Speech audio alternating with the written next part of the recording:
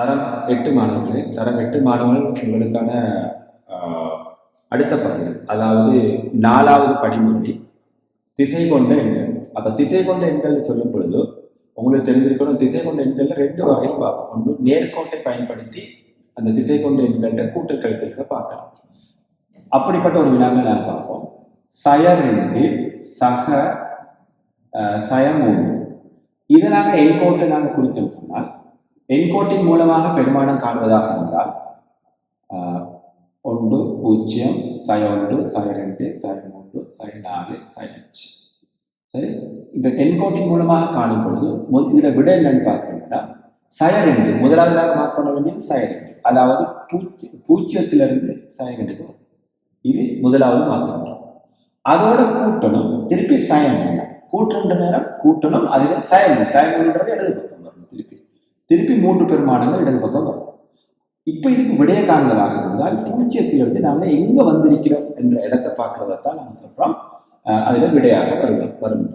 ஆகவே பூஜ்ஜியத்திலிருந்து பார்க்கும் பொழுது விட வருது சயாஞ்ச். ஆகவே இதுக்கு பெருமானம் சயாஞ்ச் இது கிடைக்கும். அதே மாதிரி நாங்க இன்னொரு பெருமானத்தை பார்க்கிற நேரம் 3 சக சய 5. இதை நாங்க எண்கோட்டை பயன்படுத்தி எப்படி காண்பதை பார்ப்போம். அப்ப இதை நாங்க எண்கோட்டை பயன்படுத்தி காண்ற நேரம் 0 1 2 3 4 5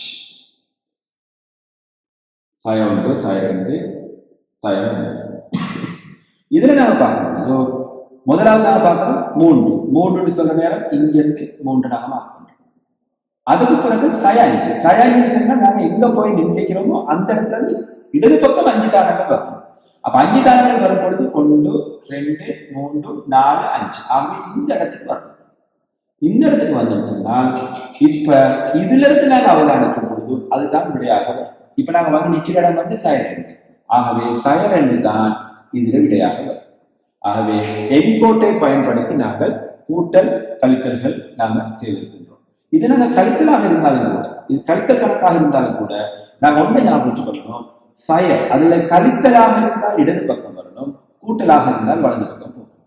இது 2 தான் எங்களுக்கு தெரிஞ்சிருக்க வேண்டிய முக்கியமான பகுதி. கழித்தலாக இருந்தால் இடது பக்கம், கூட்டலாக இருந்தால் வலது பக்கம் போகும். இதுதான் அடிப்படையான விஷயம். இப்ப நாங்க எண்கோட்டை பயன்படுத்தி கண்டது போல எண்கோட்டை பயன்படுத்தாத செய்வதாக இருந்தால் சய 2 சக சய 5 இது 2டையும் விட என்னன்னு பார்க்கும்போது ரெண்டுமே சயவாக இருந்தால் சயல கூட்டிப்படும், அதாவது சய 7 என்று எங்களுக்கு விட கிடைக்கும். அதே போல 2 சக சய 5 இந்த இடத்துல நாங்க பார்க்கும் பொழுதோ 1 கூட்டலாகவும் 1 கழித்தலாகவும் காணப்படுது. அப்ப அடையாளம் மாறி காணப்படுது. அப்ப அடையாளம் மாறி காணப்பட்டால் கழிக்கும், கழிச்சால் 3 பெரிய இலக்கத்துக்கு முன்னால் இருக்கிற குறியீடு விடைக்கு வரும். இதுதான் அதற்குரிய விடையாக வரும். அதே போன்று சய 6 சய சய 3 இதுக்கு நாங்க விட என்னன்னு பார்க்கும்போது நீங்க தெரிஞ்சிருக்கணும், கிட்ட 2 சயங்கள் வந்தன்னு சொன்னால் அந்த 2 சயமும் பெருக்கப்பட்டு கூட்டலாக மாறும். கூட்டலாக மாறினால் இப்ப நாங்க இந்த கணக்கு சாதாரண கணக்காக மாறிவிட்டோம். இப்ப இதுக்கு விட பார்க்கும் பொழுது உங்களுக்கு தெரியும், சய 6ஐயும் சக 3ஐயும் கூட்டும். அப்ப இப்படி கூட்டும் பொழுது கணக்குல ஆட்டோமேட்டிக்கா கழிச்சுப்பட்டால் 3. அதே நேரம் பெரிய இடத்துக்கு முன்னால சய, ஆகவே சய 3 எங்களுக்கு விடை கிடைக்கும். இது கூட்டல் கழித்தல் ஆகிய 2 பகுதிகளிலும் உள்ள வினாக்கள் தான் இவரோட நாம பார்க்கிறோம். இப்ப அடுத்து நாங்க பார்க்க போறோம் பெருக்கல் பிரித்தல். இந்த 2 பகுதியிலையும் இருந்து சில வினாக்கள் நாம பார்க்கிறோம். இப்ப பெருக்கல் பிரித்தல் பார்க்கும் பொழுது சய 2 3ஆல பெருக்கணும், சய 2 3ஆல பெருக்கினா சய 6, சய 2 சய 3ஆல பெருக்கினா சக 6, சய 2 சய 3ஆல பெருக்கி வாரவிடையும் சய 1ஆல பெருக்கினாலும் சய 6 கிடைக்கும். இது 3லையும் நாங்க அவதானிக்கிற முக்கியமான விஷயம் என்று கேட்டால், இங்க நாங்க பார்க்கிறது சாதாரண இலக்கங்களை பெருக்கும் பொழுது உங்களுக்கு தெரியும் விடத்துன்னு சொல்லி.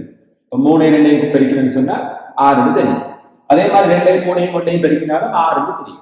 நாங்க பார்க்கிறது சய சக பார்க்கிறோம் கேட்டா சய எத்தனை தடவைகள் இருக்கிறதுன்னு பார்க்கணும். அப்ப சய வந்து 1 தடவை இருந்தால் விட சய, சய 2 தடவைகள் இருந்தால் சக, 3 தடவைகள் இருந்தால் சய, அதாவது சயோட எண்ணிக்கை ஒற்றை எண்ணில் வந்திருந்தால் விட சயவாக விட வரும். சயட எண்ணிக்கை இரட்டையில வந்திருந்தா விட சகவாக மாறிவிடும். எனவே இதுதான் பெருக்கும் பொழுது உள்ள நியதி. அதே போல பிரிக்கும் பொழுதும் நாம பார்க்கிறோம், சய ஆற சய ரெண்டால பிரிச்சா விட 3. அதே மாதிரி சய ஆற ரெண்டால பிரித்தால் சய 3, அல்லது ஆற சய ரெண்டால பிரித்தாலும் சய 3. இது மூணுலிருந்து நாங்க முக்கியமாக விலகிக் கொள்வது என்னன்னு கேட்டால், 2 முறை சய வந்திருந்தால், இங்க சாதாரணமாக இலக்கம் பிரிக்க உங்களுக்கு தெரியும், இலக்கத்தை சாதாரண முறையில பிரிச்சு போட்டிருக்காங்க. அப்ப 6 ரெண்டால பிரிச்சா 3, அது எல்லாருக்கும் தெரியும். ஆனால் சயவை நாங்க பார்க்கும் பொழுது இங்க நாங்க பெருக்கல் எப்படி பார்த்தோமோ அதே முறையில நாங்க பிரித்தலையும் பார்க்கணும். சயோட எண்ணிக்கை இரட்டை எண்ணாக இருந்தால் விட சக, சயோட எண்ணிக்கை ஒற்றை எண்ணாக இருந்தால், அதாவது ஒரு சய அல்லது 3 சய அல்லது 5 சய அந்த மாதிரி வந்திருந்தால் கட்டாயமாக விட சயம் வரும்.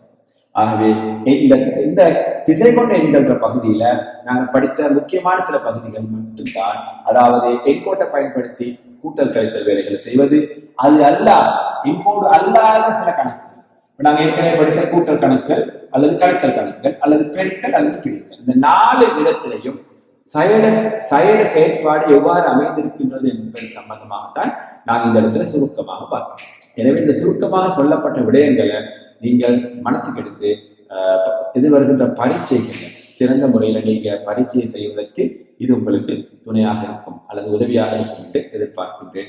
எனவே இந்த தரம் 8ஐ பொறுத்தவரையில எண்கோடு அல்லது திசை கொண்ட எண்கள் என்பது மிக முக்கியமான ஒரு பகுதி. திசை கொண்ட எண்கள் தான் இதற்கு பிறகு உங்களுக்கு நிறைய பாடங்களுக்கு சம்பந்தப்படக்கூடிய உடைய. எனவே திசை கொண்ட எண்களை மாணவர்களாக நீங்கள் கட்டாயமாக கூட கவனம் செலுத்தி ஐ சம்பந்தமாக பூர்ண தெளிவை பெற்றுக்கொள்வீர்கள் என எதிர்பார்த்து எனது இந்த வீடியோவை நான் இத்துடன் நிறைவு செய்து கொள்கின்றேன். நன்றி.